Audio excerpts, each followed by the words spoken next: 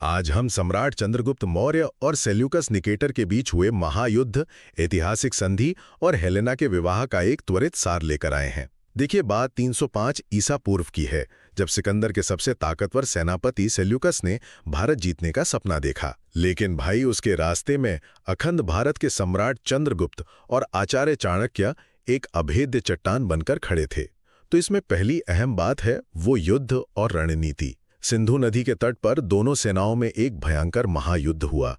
आप यकीन मानिए, मौर्य वंश के विशालकाय हाथियों के सामने सेल्यूकस की ग्रीक सेना बिल्कुल टिक ही नहीं सकी। जरा सोचिए, ये हाथी ना प्राचीन काल के किसी अजेय युद्धक टैंक की तरह थे, जिन्होंने सिकंदर की विरासत को सीधे कुचल कर रख दिया। दूसरा बड़ा पॉइंट है वो है ऐतिहासिक संधि। अब युद्ध में बुरी तरह हारने के बाद सेल्यूकस को मजबूरन चंद्रगुप्त के साथ एक संधि करनी पड़ी।